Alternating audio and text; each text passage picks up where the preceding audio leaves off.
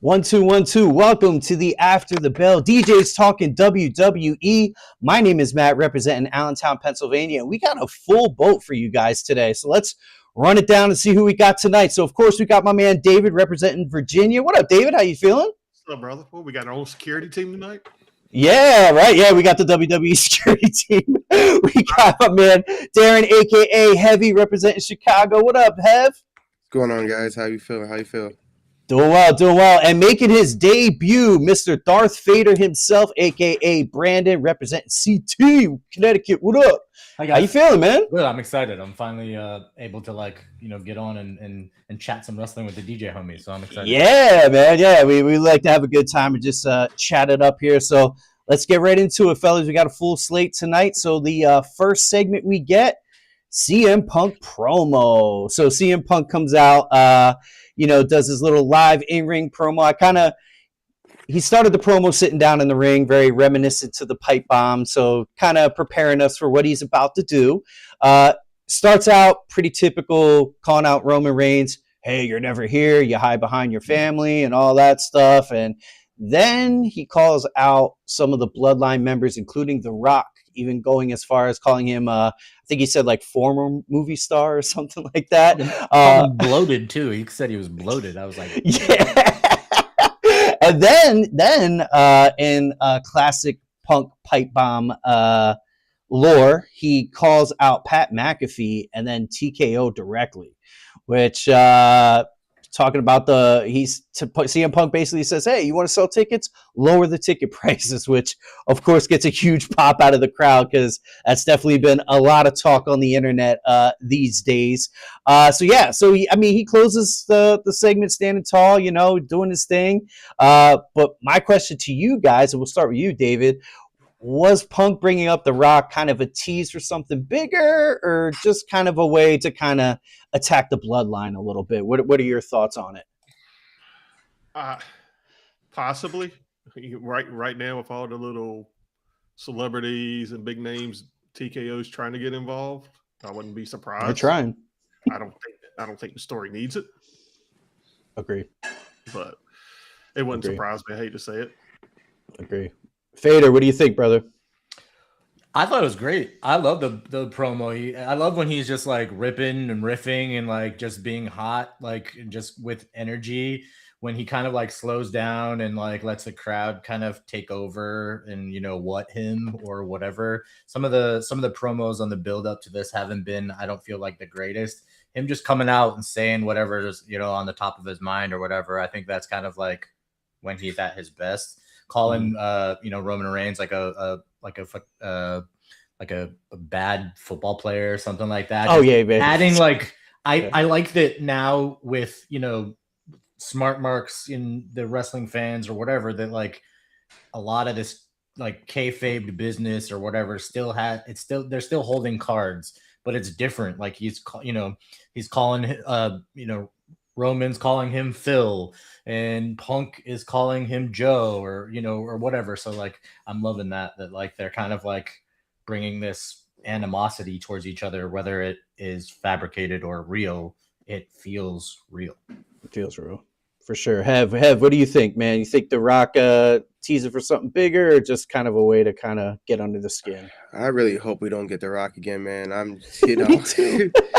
I think that I feel like we do this to ourselves every year, right? Every year The Rock is coming. The Rock is coming, and we fall for it, hook, line, and sinker as marks. And I think this year, if we do have The Rock come out this year, I think the storyline kind of calls for it, where like, Usos trying to get him to apologize, or else, and it's like, what's the or else, So we don't know, but. They keep hinting at it, but WWE is not stupid, right? They pay attention to everything online, just like we pay attention to everything. So, Brandon was right as far as like, all the stuff that they're, I guess they call them smart marks now. Which is how do we trick the smart marks, right? I like that. Yeah. Other than that, this segment was great. It had everything. And by the end, the people were very Roman heavy, and by the end they were chanting and CM Punk, and he didn't tell a lie. Hey, you boo me because he's not here. I just said he's not here, and you're booing me. Boo that man. I'm here. I got put through a table and came back, and I'm still every week. Guy gets put through That- a table and he's gone. That's The guy kind of the does a one movie, thing. he's gone. Yeah, that's kind of the one thing I'm noticing between our two top main events with, you know, Cody and Randy and then Punk and Roman. WWE is, in my opinion, they are doing a good job of kind of switching people. So, like, for example, like 1 week people are cheering Punk, the next week they're kind of cheering Roman, 1 week Cody, next week Randy. So, like, you know, last week with the Pat McAfee thing coming in, I felt like more people were now shifting over to cheering for Cody because they're like, we don't want Pat McAfee, we don't want none of that stuff. So, and you know, but we'll get to that. We'll get to that. I do want to talk about Pat McAfee a little bit, but just finishing up this segment though. What about Punk calling out the TKO and the ticket pricing? Was this kind of I taking thought the that was promo great. to another level? I was gonna say I felt like That's it was great. taking it to another level. Yeah. What do you think, Again, Kev? Go ahead. They know they're stupid. They know that they're Yeah. pricing people out. I mean, these guys are smarter than most of us, so they know what's going on. So them using that as a storyline, I think is pretty smart. Just like, you know, Pat McAfee using Cody being too white meat babyface and boring as a storyline. We need to bring back the edge, bring back, you know, whatever. They're not dumb, so they know what's going on for sure. So I think it was great. I mean, and lower the damn prices for sure. Yes, Brandon. Yeah, same. I'm all for, you know, the prices are too damn high. The rent is too damn high, or whatever that line is. Yeah, and then like Everything's too damn high these days. Yeah, exactly. I feel like they acknowledge like what the IWC like is thinking or feeling or talking about, like the internet, you know, stuff or whatever, but they try to like put their spin on it, and sometimes it works, I feel, and then like sometimes it doesn't. And I don't know what the behind the scenes of like what was actually proposed as to like who the guy was he was talking on the phone with. Maybe like it was supposed to be The Rock, but then he's going to shoot another movie or whatever, so they got like who can we, you know, like flip out the Rolodex, who could, you know, make a, you know, switch or a thing or whatever, you know what I mean? So just like you've seen like through Unreal that are, you know, that sometimes this stuff, you know, switches up, you know, super last minute. So I'd be interested to see like if that ever like came to be like what was the actual like plan for this, because it doesn't seem right. Like it seems off. I gotta feel like the next season of Unreal, we're gonna get a lot of this stuff, and you'll see the injuries, and you'll see a completely different plan. You'll see a completely different plan because they're definitely pivoting like crazy. But David, what do you think about Punk calling out TKO and the ticket prices in particular? Makes you wonder, like, is this whatever the heat with Triple H and TKO a real thing? And he's basically saying, okay, he's taking his top guys and letting them have a field day. I mean, like what Cody, that Cody coming out, that was supposedly Cody just shooting Friday night. And then this, the master of them all, Punk. And I did see something interesting earlier. Apparently, Ari, whatever is the TKO CEO, is McAfee's agent. Actually, legit. Yeah. Mm-hmm. And now I guess Netflix is the front runner to get the streaming rights to his show when that contract ends. And they're already in the podcast game, so that makes sense because they do all the iHeart's podcasts. They're all on Netflix, so that makes sense. So I mean, but supposedly he was the first choice, and McAfee turned it down at first. Yeah. So that Ari, just so you guys know too, if you don't know already, and the viewers too, the Ari that is Pat McAfee's agent and then TKO and all this stuff, it's the same Ari that show on HBO Entourage is based off of. Yeah. So it's the super agent, like that's who Pat's rolling with. He's rolling with some pretty heavy hitters in the industry for sure. This, in my opinion, I just want to real quick just running around you guys. I think this is one of the best promos of the year so far. I mean, you know, the way it started, I wasn't sure because I'm like, here we go. Roman's never here, and it's always the same stuff. And then he kind of went in, and I was like, oh, damn. So what do you guys think? I think it was one of the best promos of the year. Yeah, I mean, Punk, and I missed it. I don't know how I missed it at first, but he even said, everybody wants to pipe bomb. But can you really handle one? And then that's when he started going off. And then speaking of pipe bombs, I'll kind of, because I, didn't get a chance to get Brandon or Darren's reaction on this. So what did you guys think of McAfee on Friday night? Now, I find it kind of curious, and I actually text David about this tonight. I find it funny how Pat McAfee's promo was basically like, wrestling sucks. You can't sell tickets. We don't have big guys. We have all these high flyers. We need to bring it back to the old school. Now, that wasn't the surprising part. The surprising part to me was all the fans that feel like that hated the promo. Yeah. So, Brandon, you kind of mentioned you were very happy where wrestling is at right now. How did you feel about the promo? And if you didn't like it, what are the reasons before that? Yeah, I feel that like the best stories that they're able to tell are the ones that they're able to do with time. The ones that come out of left field from some kind of last minute decision or pivot, that the business does have to happen. But if the story is so disjointed or whatever, like you pull me out of it. Like, and this having Pat be the one on the end of the phone, like I'm not buying it. Like, it's just as what that is, you know what I mean? I just like, I'm just not buying it. And like, it just feels like it feels like, again, like they were trying to go one way, then they just kind of had to pivot for something else, or something happened where like, a thing popped out and became like a thing. Like he was talking on the phone to somebody and then the fucking, internet blew up. Who's he talking on the phone with or whatever? Then they're like, oh, well, now we have to make it a thing. Well, who's it going to, it could be this way or like this way. And just, I'm not buying it. Like, I'm not loving it. Hev, what are your thoughts? Pat being involved in like heel turning, like as it is, like, I'm just like, yeah, I mean, this doesn't make any sense. It literally it makes zero sense. They're scrambling, and this is just them just trying to find the biggest name. Pat McAfee is just a big name, and we're gonna throw him in to get more eyeballs on the product and maybe sell a few more tickets to get whatever. But I mean, you do that, and then you kind of sacrifice the integrity and the story, and and when things don't make sense, real wrestling fans get upset. And when it's rough, right? Because we want people from the outside of the wrestling community to kind of come in WrestleMania. That's the one year we let everybody in. Come on in. We roll out the celebrities and the stars to kind of welcome everybody in. It's always been like since WrestleMania 1. We've always done that. Bring in Cyndi Lauper or whatever. You know what I'm saying? Mm-hmm. So this is the time where they start doing the goofy shit like that. But like. It's just it just has to make sense, and you don't do that on a like you don't bring out the goofy shit on a main event card. You do that you do that with like Johnny Knoxville wrestling LA Knight or whoever he wrestled back Sami Zayn. Sami Zayn. You do that then. That's when you do that. You don't do it on the main match like something goofy like this, and it didn't make sense. And then the reason why was so dumb. And then him cursing, it was just like a reach. It's just like, all right, dude, like, all right, I'm not buying it. One thing I will tell you guys, I watched McAfee's show. So when they were at the NFL draft, Randy Orton was actually a guest on the show.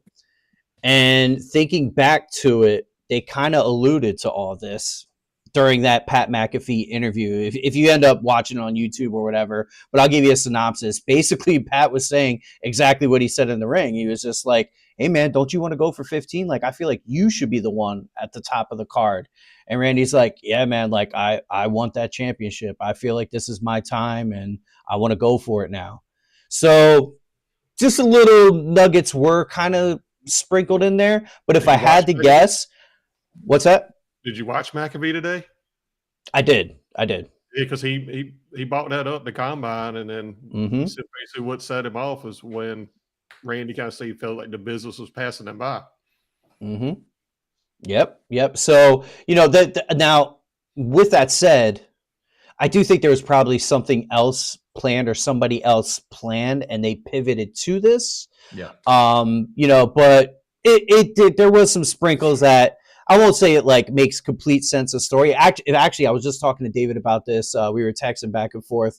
This Mania card itself, if you just look at the matches, pretty good. However, the stories aren't always super great. You know what I mean? Like some of it doesn't make sense. The biggest one for me is the Seth and Gunther. You know what I mean? Like that's actually going to be a dope match, but it's just kind of thrown together. It's just laziness. I don't know how else to really say it. It's just laziness. I mean, they could have paid this McAfee thing off way back. I could have think of 1,000 different ways than him just showing up out of nowhere and kicking Cody. I agree. The ball. It didn't make any sense. You could have had like a real genuine heel turn, and we all could have bought into it. But him just showing up out of nowhere and then just kicking him, and it was just like, oh, I got glasses on. I got sunglasses on. And I'm a bad guy. It's like. He has the bloody T-shirt on too. You forgot about that. This is one of the things we talked about the other night. That they don't think this was creative. It really sounds like this was TKO getting involved. Like, hey, this is what we want. Mm-hmm. Yeah, but even Cody tried to clean it up. Yeah, just like Cody came out. He goes, "Here's it is. 20 years of wrestling history between each other." And it's just like you don't have to overthink it. That's why Obafemi and Brock works, because it's not overthought. It's just two big guys. One of them wants to be the fucking dominant one. Randy was a mentor, and he's a fucking evil guy now. And fucking like, I don't know. It just writes itself. You don't have all this adding Pat. It does not. Don't get me. It doesn't do anything to the story. But dilutes it. Like like the whole Pat angle just could not have happened, and it would still be a good lead up because I don't want to that Randy was doing, and Cody trying to get back. You know what I mean? So I was gonna say I don't want to speak for all you guys, but I think you'll agree with me where I was more excited about this match after that first Cody beatdown than I am right now, and that was what 3 weeks ago. Yeah. You know what I mean? So it's like get chair shot with the stuff. Like I'm in. Like, but now this thing is like Pat's involved. I'm like. This is another thing that they're just like they're diluting and making. It's that goofy shit that Darren talks about. And speaking of goofy shit, our next match, LA Knight and Austin Theory. Good segue. Speaking of goofy shit, right? Yeah. I've been doing radio for a little bit. Hold on. Remember the segment before? Go ahead, talk about it. No, where Speed. Well, So that's So Speed runs into Danhausen, asks him to remove the curse real quick. Of course, Danhausen won't do that, and then he runs into the Vision, and the Vision are basically like, "Yo, man, you need us. We got, everybody's out here running for you." He's like, "I ain't do nothing. Y'all made me, doing his whole little thing." So our match is LA Knight and Austin Theory. Austin Theory, Logan, and Speed all walk out to the ring together. The match itself. Pretty competitive back and forth early, but at one point, LA Knight gets knocked outside of the ring, and Logan Paul throws Speed into LA Knight, just causing that feud even more. And I'm sure you guys all saw the little clip too of LA Knight running in on Speed's live stream and throwing him and all that. They're trying. But then as that all kind of ensues, the Usos music hits, which remember Speed technically cost them their championship run, so they're not feeling Speed right now either. So Speed is like trying to leave as the Usos are coming out, so he actually jumps over LA Knight, like a pretty athletic move. I was like, damn. I know he had hops like that. Jumps over LA Knight, gets back into the ring, and then that little distraction caused by Speed there, Austin Theory rolls Knight up. Theory ends up pinning LA Knight. And then post-match, Speed's laying in the corner with I believe the Usos were in the ring too with LA Knight. And the crowd is chanting, you fucked up, which I thought was hilarious. But yeah, Speed's left in the ring with them. Jay grabs Speed up, but then before they could really do anything, Logan Paul kind of pulls Speed out and they kind of walk off. So now this leads to LA Knight grabbing the mic and basically calling out the Vision and Speed to go against the Usos and Knight at WrestleMania. You want to talk about mid-card? This is mid-card as shit. So I see everybody shaking their heads, so I know y'all agree with me. So Speed officially aligning with Logan Paul and the Vision. What are you expecting from this match? Anything? I'll start with you, Hev. Let's start with you. I mean, this is lemonade, boys. This is lemonade. Yeah, basically. I don't really expect too much. I am interested to see Speed's commitment. if Speed can take this seriously, there's a career for this kid, man. Like he's obviously gifted and athletic, just like Logan Paul. I never really would ever thought I'd ever say this, but Logan Paul has been easily one of the most impressive walk-on WWE celebrities we've ever seen of all time. I mean, that kid could probably like stop working right now and he could be in the Hall of Fame. Like he's changed a lot of things when it comes to just branding, getting the eyes on the marketing, and just he's done so much and in a very short little time. So I'm interested to see Speed's commitment. That's about it. That's the only thing I'm really looking for. If Speed going to take it seriously, and then is he going to be like a reoccurring thing, which I would like to see, because for what not, his facial expressions are great, and the kid got some acting. And he's athletic. He's athletic too, man. I mean, I didn't know that. I didn't know he was that athletic. I was like, damn. I do know that. You know, he's always his whole thing is racing people. I don't know. You're not probably watching. Yeah, I really watch. Yeah. But like, you ever look at this guy's quads? Not that I'm staring at his quads, but like his quads are like massive, and like he's just always running. So that leap over LA Knight was not surprising. Like light work. And, light work for him. You know, so I mean, again, I would like to see if he's gonna, steady the course, or if he's just a one-off. And then just to touch on your point there about Logan Paul, I say this all the time. Like, the thing that impresses me most about him is he doesn't need to do any of this. He's got enough money. He's living. He's chilling, and he wants to. So anytime someone like doesn't need to and they want to, I'm like, damn. All right, I give you some respect on that. David, let's go with you next. How you feeling about this match for Mania here? I hate the tag team titles are not going to be on the line. I mean, I get it. It's a gimmick there. Again, I think TKO. D. Walker said it good. To shoehorn in too many celebrities, it seems like. That's how they do. One little small thing.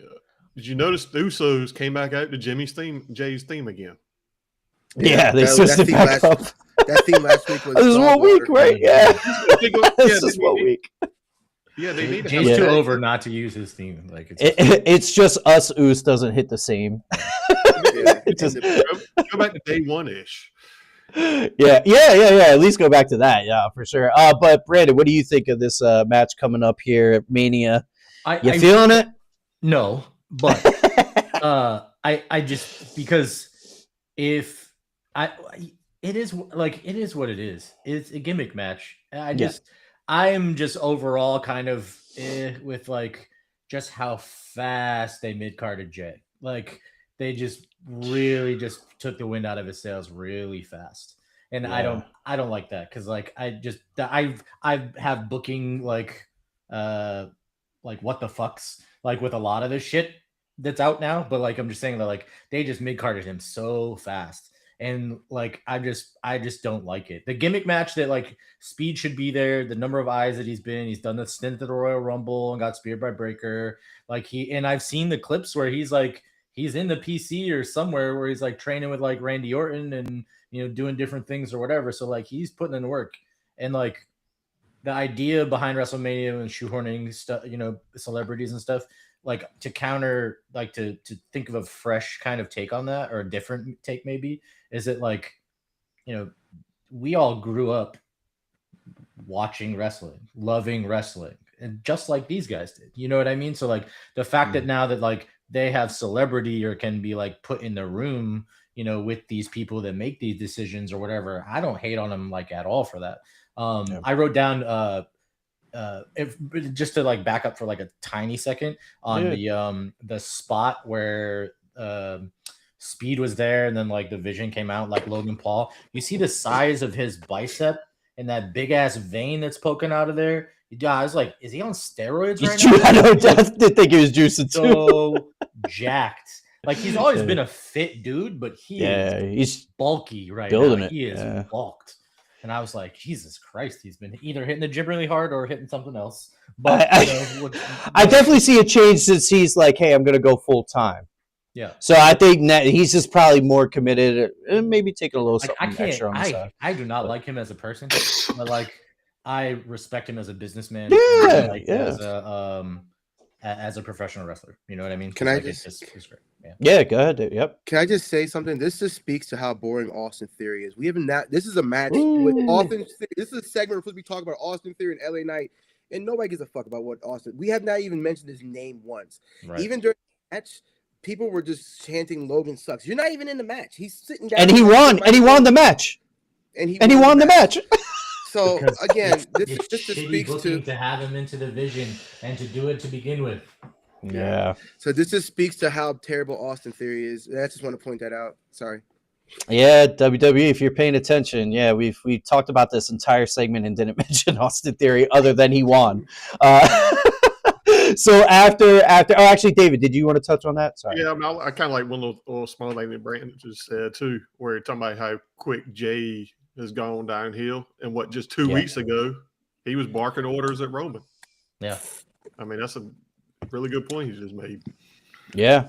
Yeah, man, it's crazy. So after that match, we get a quick little backstage with Finn Balor walking towards the ring for his match, but we see the New Day arguing in the background. David wanted me to point that out there. So Matt misses all the Easter eggs.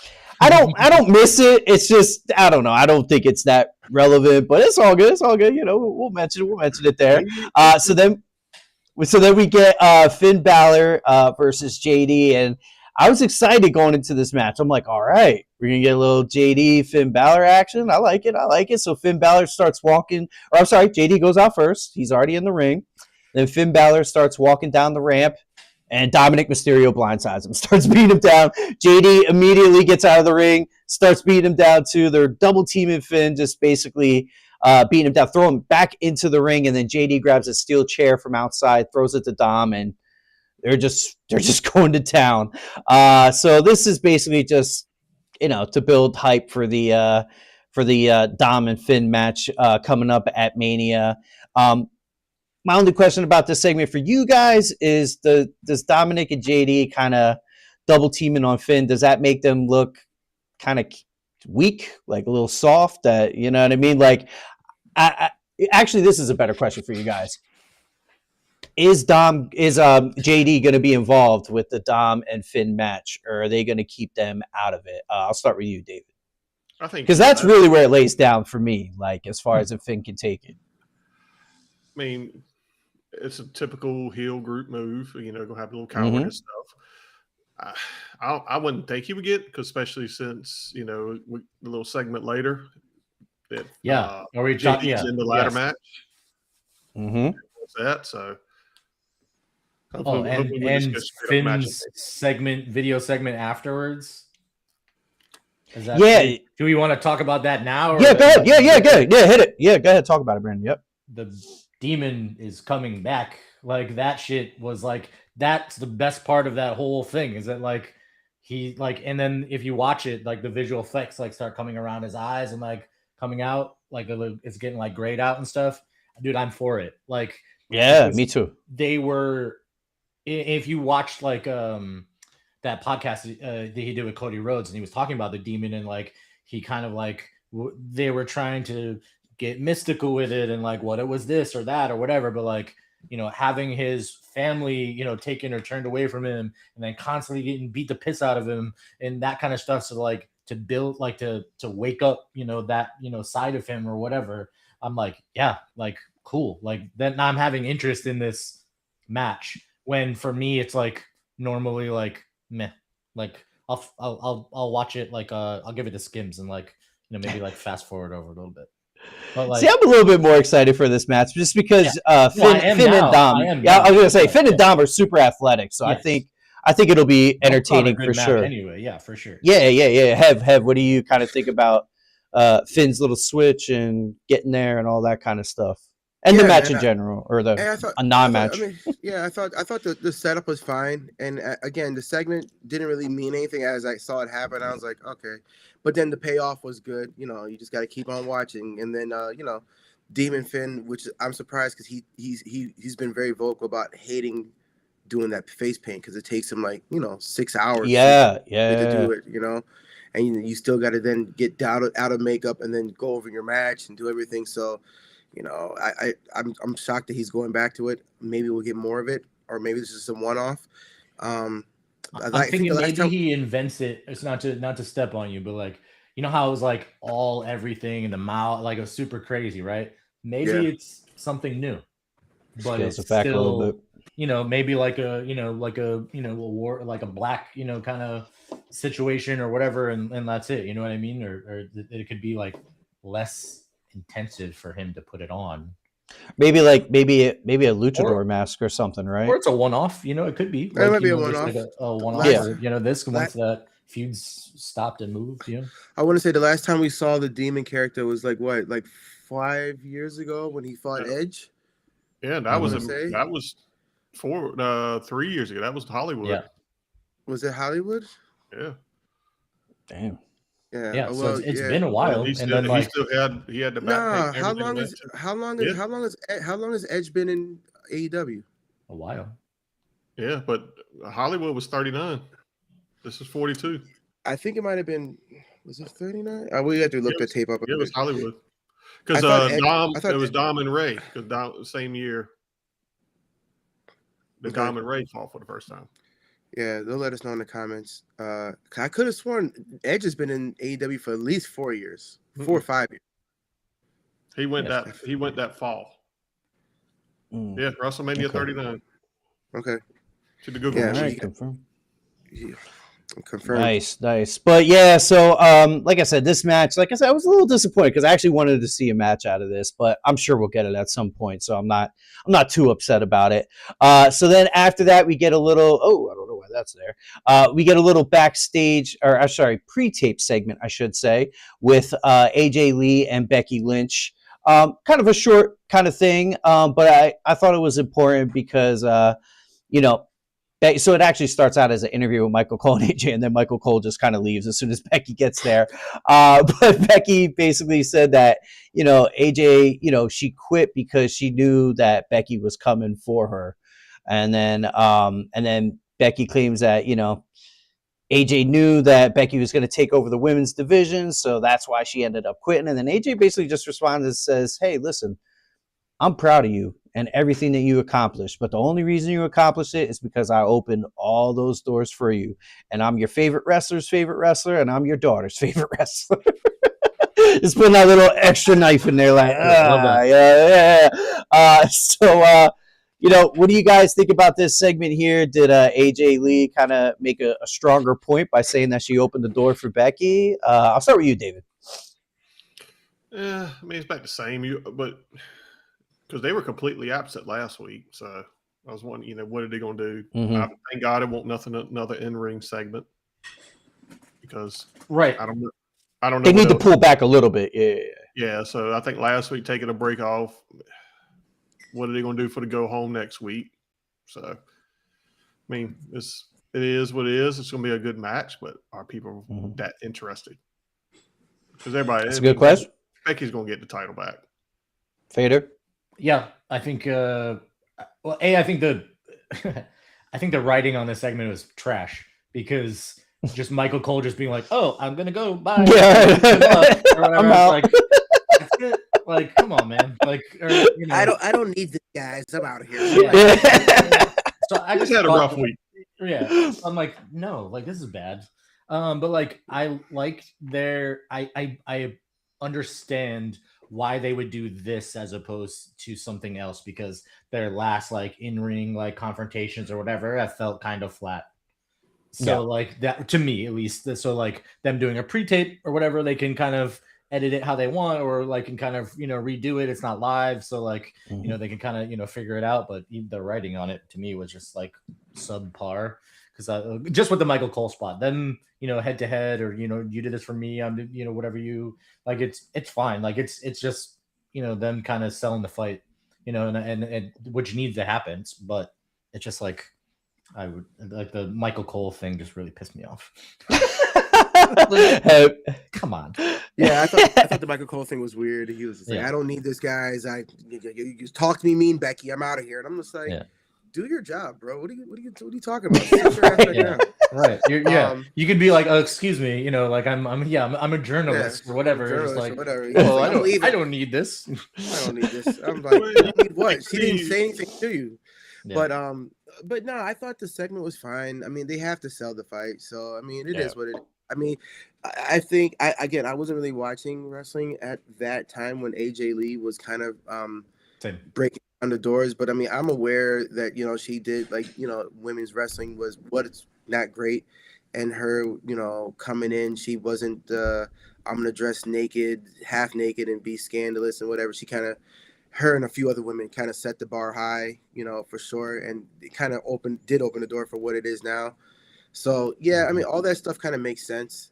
But again, it's just, I mean, they're selling the fight, and I mean, it's fine. I'm not all the way invested in it because, again, like David said, they're not going to keep the belt on AJ Lee too much longer. I mean, I haven't seen her do any appearances. I haven't seen her do anything with the belt other than just come out and she had maybe 1 or 2 matches on TV with it, and that's it. Yeah.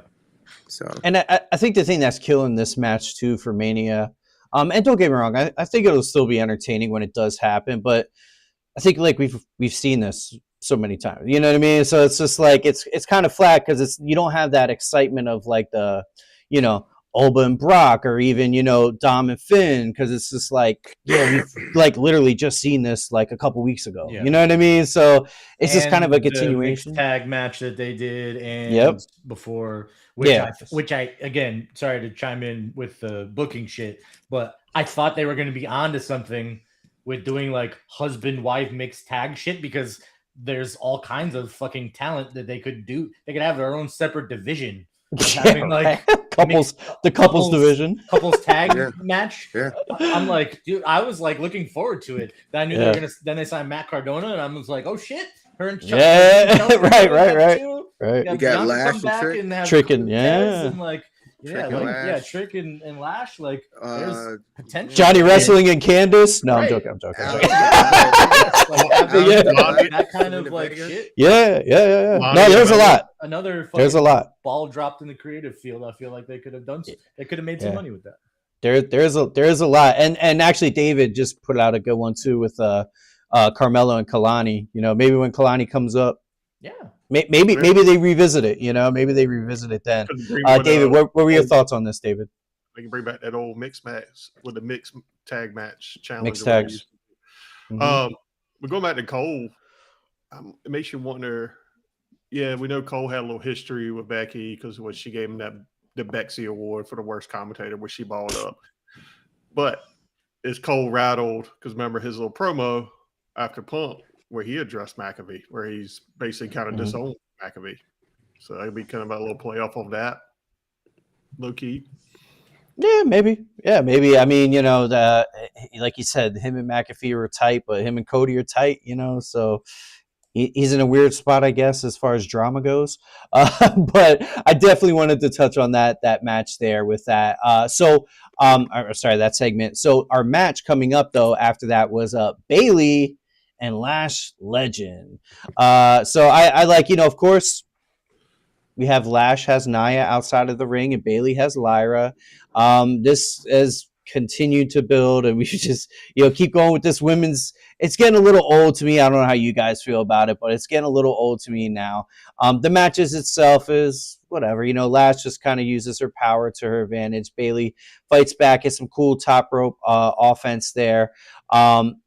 At one point, though, Nia Jax trips Bayley behind the referee's back, which then causes Lyra to come around the ring and kind of goes at Nia, but Nia kind of catches her real quick, and that doesn't work out too well for her. And then Charlotte Flair and Alexa Bliss, of course, come out to disrupt. Like I said, this is kind of being a very repetitive. Yeah, this is being very repetitive. The chaos continues outside of the ring. Bayley and Lash battle on the top rope. Lyra grabs Lash's leg from the outside there, causing a nice reversal for Bayley. Bayley rolls Lash up, and then Lyra's holding Lash's foot as Bayley gets the pin, defeating her. I basically just explained the whole match, but it really didn't matter because this is just kind of we're just running. We're running it back. We're running it back is basically what all the women's tag matches every week is like. Okay, we'll come back out again, and it's just like. So, what do you guys think? Is this storyline becoming interesting, chaotic, or boring? I vote for boring. Brandon, I'll start with you, Brandon. Yeah, I'm kind of like where they go. Like, where is it going? Do they have is there a 8-woman tag match for the titles at WrestleMania? Right. Yes or no? Like, if that's if that's happening, then this makes sense. The repetitious, like I got the best of you, you got the best of whatever, and mixing it up or whatever, then that makes sense. But like, I don't think that's been. Yeah, they announced it last Monday. Did it? Yeah. It's Lash. Yep. Yeah. Lash and Nia, Charlotte, Alexa, Lyra, Bella Twins, and the Bellas. Yeah. So the Bella Twins coming back or whatever made sense because I figured that would be the Mania push or whatever for that kind of stuff. So I don't know. I'm not loving it. I wish I could, but Same. I'm not loving it because like Bella's chemistry is like in the toilet and their wrestling is more in the toilet. Like it's just like it's like dusty. Like it's just they're not clicking. You know, they've been out for a while or whatever. Nia is a botch factory. So like it's just I just don't. It's just not. She never works well for me. She's a great heel and she's on the mic and doing that kind of stuff. But when it comes to in-ring work, she still has a lot like that I feel that she needs help with. And there's only so many people can carry her.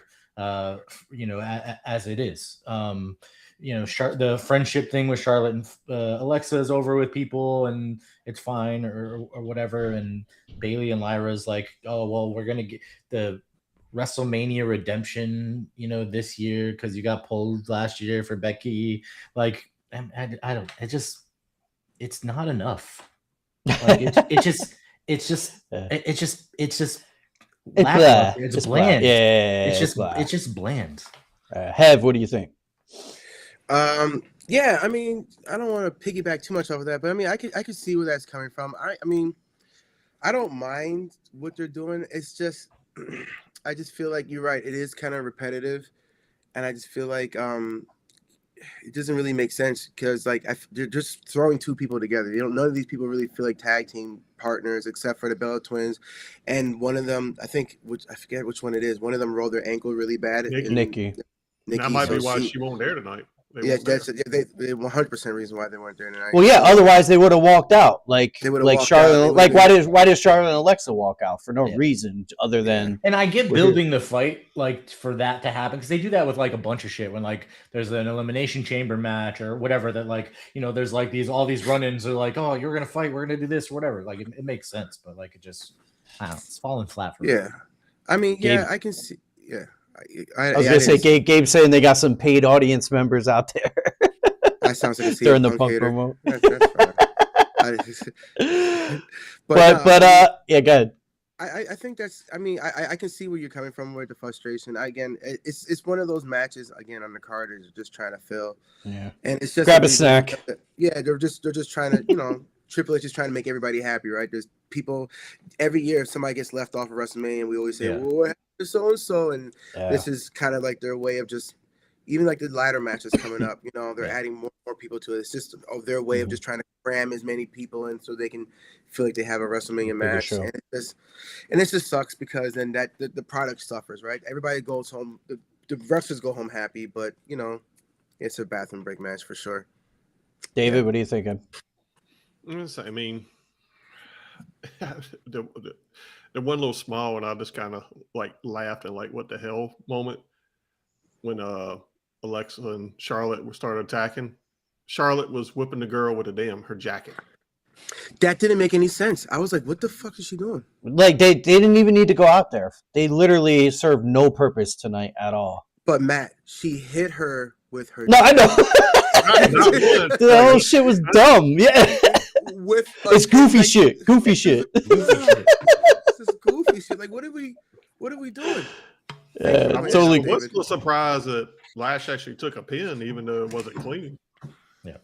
Yeah. I will say I like Lash. She's got I like her, but like she got to break off from Nia because I get why they do have chemistry. They're bougie, bad bitches, and like they want to fuck shit up, and I respect that. It's just when it comes to in ring, It's night and day. Like Lash is like, Yeah, which is crazy, right? Like Lash is new, but she's way above. Yeah.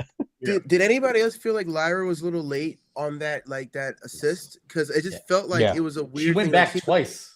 It's like she was like holding it for so long, and then she like did it for a second, and then she went left, and then she like came back and did it again. When she picked her up, I don't think she was even like up on the apron yet. So I'm like, oh, she's picking her up kind of weird. This is a botch. Mm-hmm. And then by the time like I realized, oh, she's supposed to be grabbing the legs, I'm like, oh, she's late on that. That's you're late. Yeah, that just looked weird. Her big shoes got in the way. Yeah. The crazy thing about this match, I didn't have to cut a promo. Yeah. The crazy thing that I'm thinking about with this match, though, to be honest with you guys, I don't know how you feel. I have no idea who's going to win this match. I don't think anybody cares. I mean, I don't care. That's a good point. I don't care, but I also have no idea. I have no idea. I would like to see Bailey and Lyra just let them get something, but I got a feeling maybe Charlotte and Alexa. Maybe they are going to retain. I got a feeling. Here's my prediction: the Bellas will win. Oh Lord! And then they'll don't get me started. And then they'll drop it. They'll drop it like right after, like not like a week or two after. Like get them a WrestleMania, fucking tag champion win, blah blah blah. Then they can fucking go right off on their horse. If the Bellas win, we know for damn sure the Bellas have got some photos from Johnny Ace. Yeah. Well, I tell you what, if the Bellas win, there's a high probability that they will get big time boos. Big time boos.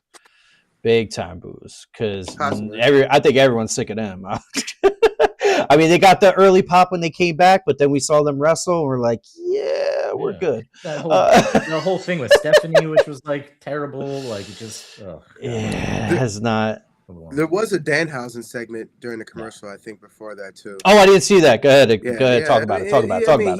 He's just T-shirt. Cannonhausen. Is that what you're doing? Yeah. He came out and did the T-shirt thing. He got a slammy. Every week. He brought a slammy out, which I thought was just peak.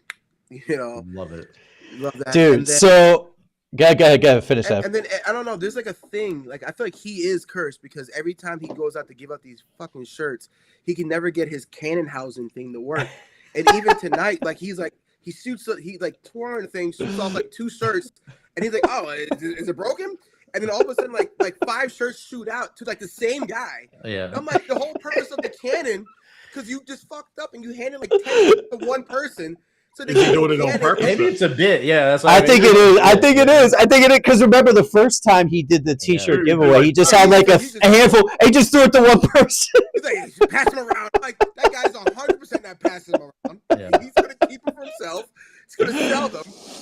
So one thing I want to point out. Never wrestles. Oh man. Just keep him in the segments like that with the cursed shit and like. I tell you what, Friday night with the arm. Friday night was amazing with the arm. That was hilarious.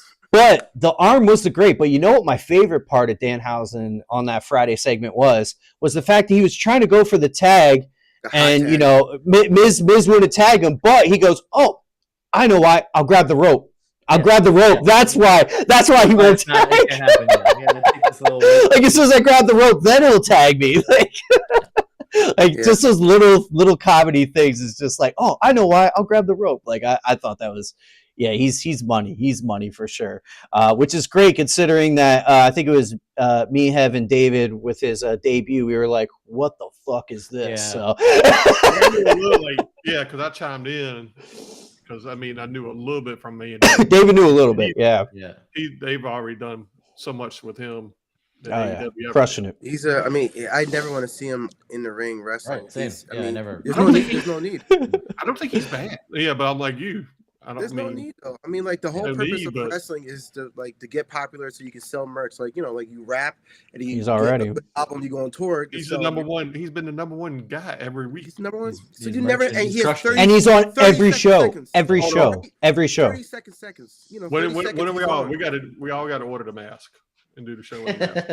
Yeah, for Halloween, we'll order the Danhausen mask and do that.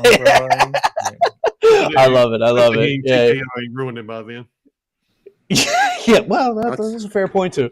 All right, so next. Go ahead. You have something, Darth Vader? They were in Houston. Just a quick shout out. They were in Houston, and like whatever the football guy was there where he got his pop or whatever, and then they like panned the celebrities. But Mark Henry. DK, Oh yeah, Mark Henry too. Yeah, I guess that's Mark fine. He Henry. got the Hey, biggest- he's a DJ. He's a DJ, bro. He's a DJ. He got the biggest pop, but Yeah. Bun B was in the building. You Oh, just- yeah. It's like, pretty cool. yeah, actually that's stayed- my man. He actually stayed in the seat. Yeah, Yeah. I love Bun B. I still gotta try one of those Trill burgers. I never had one, Same. but I hear they're Same. delicious. I heard they're delicious. So Same. you've had them? You had them, Hev? No, they just look great. No, you haven't. Yeah.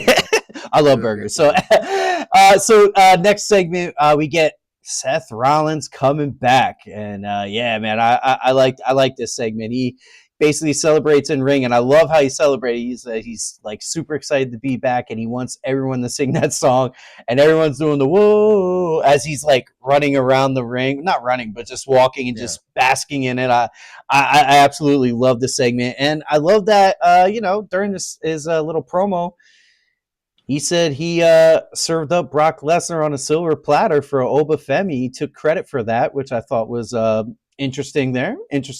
And he said his goal is to destroy the Vision and get his championship back that he never lost. He also calls out Gunther, basically saying he's ready for him, but kind of alluded to like he's not sure why he would align himself with Paul Heyman. And then as he's kind of cutting that promo, Gunther attacks him from behind. Start brawling, out of the ring and all that kind of stuff. Our wonderful WWE security tries to break it all up again. Yeah, I think those were producers that time. Yeah, I don't think there was any security. They got destroyed later in the night. But yeah, then the camera follows Gunther backstage, and he confronts Paul Heyman. And Paul basically says, I don't know why you did it, but I owe you a very big thank you. And the thing I love about Gunther, true to his character, he goes, oh, you owe me more than a big thank you. And he walks away. So how you guys feeling about the Gunther and Seth? Now, like I kind of alluded to, my opinion on this one in particular, as Heavy loses a lung. My thoughts on this in particular was, I love the match on paper. I just don't necessarily love the build. David, what are you kind of thinking about this match? Did this segment get you hyper about it or anything? Yeah, I mean, it's good to see Seth back. I mean, actually come back to a real entrance so he can. That was his first real one since coming back. Yeah, because he's been coming through the crowd. You noticing too, he's keeping to that black where he's with the hood, so he's not doing his coat bright. As long as he wasn't wearing a hoodie. Yeah. I think the match, I mean, we know Gunther's style. Gunther's just going to be a bruiser. So, I mean, it's going to be an interesting mix of styles. Yeah, but then, of course, the backstage segment, they just setting it up because we know how Heyman's favors work out for him, and that's why he got that whole shit look. Yeah. Basically, that's definitely looks like it's setting him, Gunther and Brock up. Absolutely. Hev, what do you think of this segment? I thought the segment was good. I don't know if I have too much more to add to that. I did like the nod to Obafemi and then like the pop for Obafemi. The crowd is hot for Oba. I mean, Oba's not coming out for another hour or half hour or so, and I mean that pop was crazy for him. And then Seth kind of acknowledged it and said, yeah, he is the future. So I did like that. I thought that this was like the why, right? Like he attacked him. And now Seth is like setting up the why, and him saying like, I got a problem with you now, and I'll see your ass at Mania. So this was like the whole, the response to it. So I mean, I thought it was fine. Nothing crazy. Yeah. I'm just a little bit more confused because when you watch these insiders and these people talk online, like Meltzer and everything, they say, I'm sure we'll get to the next segment, but they're like, the original plan was for Gunther to fight Rey Mysterio and potentially retire him, but Rey was hurt. And then, they had Braun Breaker lined up for Seth, but obviously then they had to pivot. So then I get to thinking, okay, fine. Seth is back now. And then really, I guess they didn't want Seth to be alone or something. I don't know. I'm not quite sure why, but like, Rey is back. So Rey and Gunther can still do their match, but I mean, I guess it's better money to see this, but I'd much rather see a retirement match, honestly, with Rey put him out of his misery. Well, I think we are going to get that eventually for sure. We're going to get it. Yeah. We're going to get it. They said Braun is clear too. So they said Braun's clear. So I'm. Oh, did they? Yeah. So well, they had like announced it, but it's like dirt sheets and stuff. I just feel like they're with Seth's timing, giving the injuries to the other guys. Don't book him for WrestleMania. There's not enough time to tell a story appropriately. Yeah. And Gunther too, because he hasn't done anything since AJ. So like if you're not like they say it all the time, right? What are professional wrestlers? They're storytellers. There's no story. And they're having to pivot and get and like we were talking about earlier about like making sure that everybody's got a WrestleMania match or whatever, like having Gunther at Mania, Seth at Mania, like it makes sense, but it doesn't. Like make it make sense. Like that's where you like lose me from it. Do I think that Seth and Gunther is going to be a great match? Yes, absolutely. Did you see like the preview of them just tonight where they were like transitioning between the choke to the stomp to the this, whatever? Like, yeah, it's gonna be good because they're both great wrestlers. But the fact that there's no story now at this far, and if they're telling it quickly, fine. But like, there's no story. Then it doesn't mean as much. If one thing I noticed with Gunther in particular, they struggle to tell stories with Gunther. If you really think about it, if it's not a retirement match, like the Pat McAfee match, that was just a random. We came back from commercial break and he's yelling at Michael Cole. Yeah, like they literally Gunther. I feel like they just don't know how to tell stories with him, like unless it's a retirement match. At least you got to give him props on one thing. They basically admitted, "Hey, we don't have a story for this." Basically, like I don't know why they did it. Yeah, these guys are good. Like that's basically what they did. Absolutely. Yeah.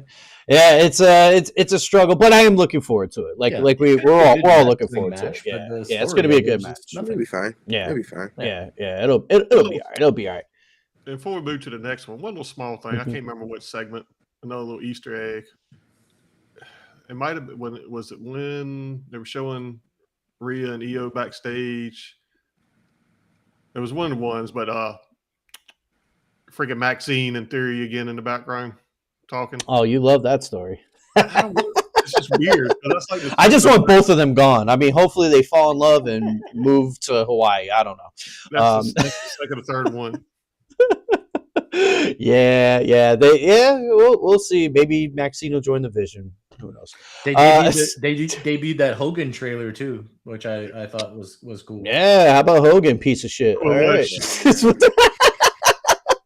And look, I think it was just. I'm gonna watch it. I'm gonna watch it. Yeah, I mean, I'm gonna watch it too. I'm gonna watch it. Racist scumbag who I'm glad is dead, but like the iconography of his, art in the, in my childhood is there. Yeah, I mean, it's like I would love to watch his downfall. They were horrible people, but. Yeah. Business wouldn't be where it is for either one of them. Yeah. I think this was coincidence in a bad way, but they showed that trailer right after Mark Henry got the pop. Like Mark Henry hates Hogan.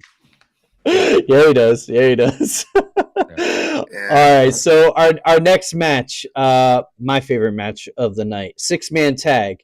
As soon as it got announced, I was like, Penta, Dragon Lee, Javon, and Los Americanos. I was like, oh shit, this is gonna be good. I was like, damn, this is gonna be good. Of course, fast-paced, high-flying match. One thing to know early in the match, actually, Javon, when he got in there right away, they cut backstage and you watch Kofi Kingston watching Javon kind of smiling. So Kofi's still going after Javon, trying to convince him to join the New Day because him and Grayson Waller are going at it, as we saw in the backstage segment there.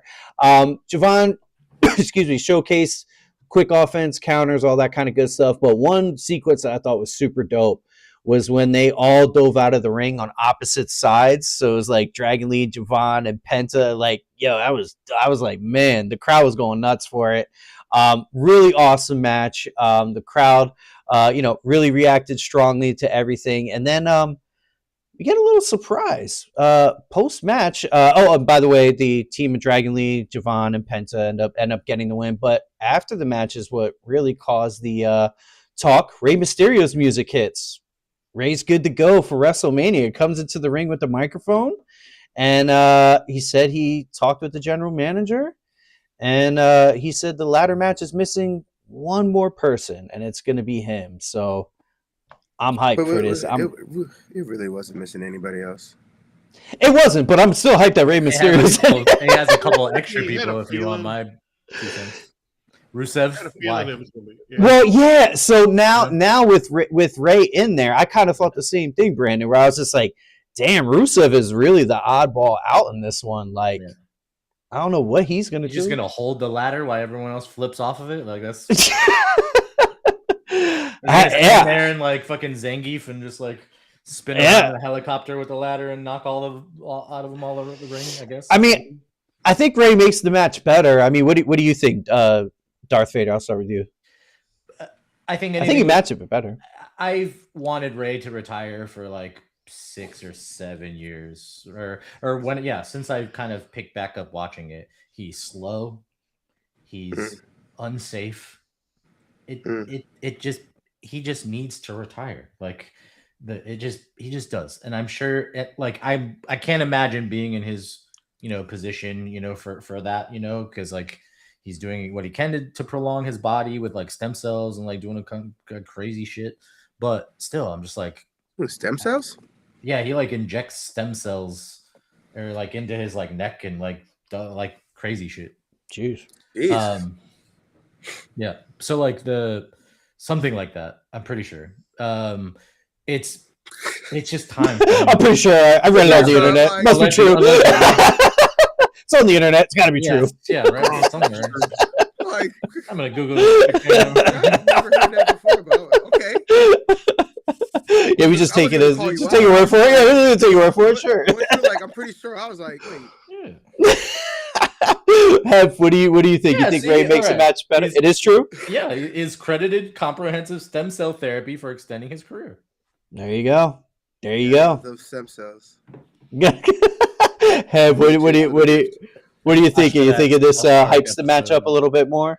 I mean, again, it's like I don't know, man. It's a lot of luchadors. It's a lot of masked people running around. You're just gonna add another guy there. It's just I don't know. It's we all know what this is. This is a spot fest, right? This is just a spot fest match. Mid-card. They have these matches. Yeah, they have these every year.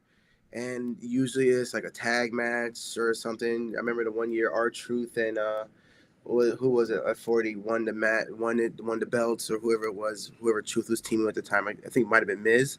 Yeah. I mean, I don't know, man. It's a spot fest match, so I'm not really expecting anything other than just great spots. I want to see what Javon's gonna do. If this kid's gonna break his neck, I'm fully thinking he's gonna do something ridiculous. Ray, dude, even tonight when he jumped off that top rope, he jumped so high off of that top rope. It is absolutely crazy. Insane. Yeah, it's insane. He's made of rubber. I'm pretty sure of it. Yeah. I feel like this is sorry to jump back in, but like I feel like this is a fix of what they missed last year because they did like the tag team match or whatever that was like happened like a week later on SmackDown or whatever that had like the Street Profits and like DIY and like that really dope fucking match that was like WrestleMania worthy that they didn't even put on the card, like it wasn't on the card. You know what I mean? Yeah. They went with like the War Raiders and like the other shit. You know what I mean? Like the Street Profits end up winning, but that was like Street Profits DIY, maybe Motor City Machine Guns and another one. I like it was just super dope, and there's carnage and spots everywhere, but like it all made sense and like it was all good. But I feel like since they caught so much flack for like not as they should like that, yes, right. But like I don't think this is it though. Like it's close because like Javon's gonna fucking be crazy, Penta's gonna be crazy, Dragon Lee's fucking crazy, but yeah, it's just I don't know. Again, there's too many people that they're trying to satisfy. I think it's just another way just to cram as many people into again. And the Rusev one really puzzles me though. That is JD tough. doesn't need to be in there either. Yeah. JD, but at least JD, he can do some cool athletic moves. Like I don't, he's but a great Rusev is He's a great totally like, wrestler, yeah, but Rusev is like totally out of the box He's a from ground everyone technician. else. Yeah. Yeah. Just told David, what are your thoughts? Man, I had a feeling there was going to be another one added. I didn't see it being Ray because, I mean, when do you ever see an odd man ladder match, really? It's usually 6 or something like that. I like it for Ray. At least he's getting one more mania without him actually getting retired at it, since he didn't miss it last year for injuries. So, man, it's going to be, I mean, it's going to be a big old spot fest. I mean, hopefully is this it's going to be enjoyable, but it's still just like it's just going to be mid-card filler. I think we talked about it Friday, Matt, and Jared and I talked about it last week. Is this going to be one of the first hour matches? I hope not. Yeah, I hope not either, because you don't want to put this on ESPN. Well, yeah, I mean, but if you're drawing, so that'd be. Trust me, I think they're going to put heavy hitters on ESPN. So, and I'm sure you guys saw the promo too. They probably put Seth and Gunther first. Like, if I had to like weigh it out, I would probably say that. Mm-hmm. So I don't know if you guys saw, they said that tomorrow morning on Get Up they're going to announce the night cards. Yeah, who's on what night and all that. I don't know if we'll get the order. I doubt that. But yeah, I don't think they do the order, but we already kind of know it between the blue and the gold.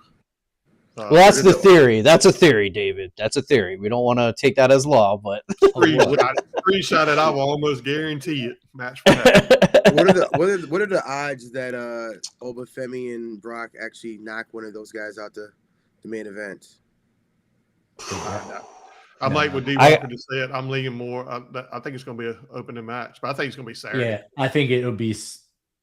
I think it'll be the Sunday one. Well, no, because I think it'll be. See, I think it'll be Sunday too, just because that's on ESPN. That's on the main ESPN. But the first night is ESPN 2. But just because of what their flyer color was the same stuff as like Orton and Cody. Well, again, that's a theory. That's a theory, brother. It's not law. It's not law. He sees the flyer. He's like, "These are this is." I mean, David's at home, like with the little whiteboard connected. The red. The guy from Sunny from Philadelphia, always Sunny, he's smoking a cigarette. Look. Yeah. I told you. We're gonna screenshot all of them right now. Do you think the NFL predicts the Super Bowl winners with the colors when they do? Yeah, right, with the logos. Yeah. Oh, it's too funny. But yeah, so and then speaking Commanders colors next year. Oh boy. So speaking of things that don't happen, but the WWE can always surprise you. David and I always talk about the Raw and SmackDown rosters and how they don't cross over. And David's like, nah, no SmackDown people ever wrestle unless it's for a title. Unless it's for a title match. And then, we don't get a title match, but B-Fab and Meechin from SmackDown come over to wrestle Rhea and Io Sky, little match. And very similar to what I said earlier about the women's tag. We're just we're running it back again. Like it's the same shit every week. So yeah, short match, minimal back and forth. Rhea and Io pretty much control it, which you would expect against B-Fab and Meechin. Match ends quickly. Rhea and Io end up winning with that. But then after the bell, of course, Jade Cargill comes into the ring. They start beating everyone down. B-Fab and Meechin hold Rhea in the corner and watch as Jade beats down Io with a kendo stick.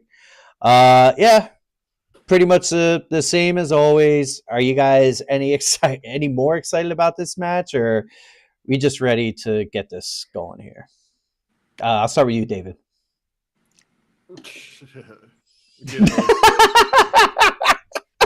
That was a great reaction.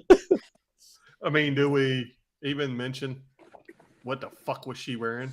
Or what I the rose bouquet or whatever that was. Dude, I took notes of stuff that I wanted to talk about. I said Jade looking like a spicy Cheeto. A spicy Cheeto. Flaming hot Cheeto. She's a like flaming hot Cheeto. Like a damn one of novelty spicy handcuffs or something like that. The little furry handcuffs. She probably got it out of Becky Lynch's closet. Her and Seth always have the craziest freaking outfits. Looks like something Seth would have wore. It does. It absolutely does. It absolutely does. Brandon, would you think of this little spot here? You any more excited for the Mania match? I enjoy watching B-Fab wrestle. I think she has some potential. That's surprising. She's very green, but I feel like she has potential. She just needs more reps.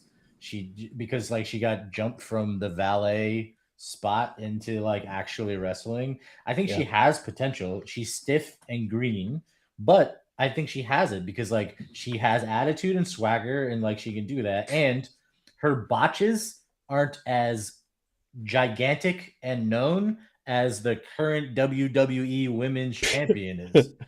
As her leader, is a fucking botch-aholic, and she looks great. I don't want her to play Storm in Marvel, however, no, thank you.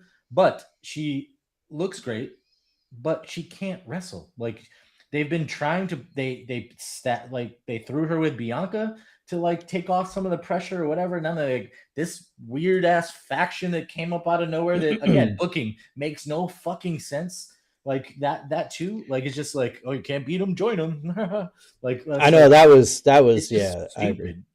But I like watching. Out of like that threesome. I like watching B-Fab wrestle because she's young. She's not in the spotlight and there's not all that weight on her already. So there's only room for her to grow. And I like watching her wrestle. And I also feel like Jade kind of is a victim of the injury bug too, because I'm sure they had stuff planned with Naomi and Bianca, and that whole thing just kind of. Oh, sure. Like, yeah, that whole. This is definitely a pivot. Yeah. Yeah, for sure. Because like Naomi getting pregnant through a fucking wrench and everything. What's her face hurting her finger? Like, or getting pregnant and hurting her finger, maybe. Oh, is that a rumor too? No, I'm selling okay. Because like.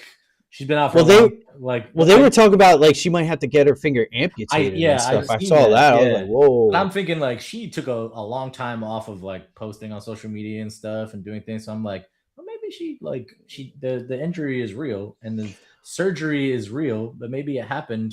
You know what? And they always say when the female gets pregnant, the guy gains a lot of weight. And we saw Montez. He did look. He's like Montez. We did see Montez. Maybe your theory's not too far off there. Any more excited about this match?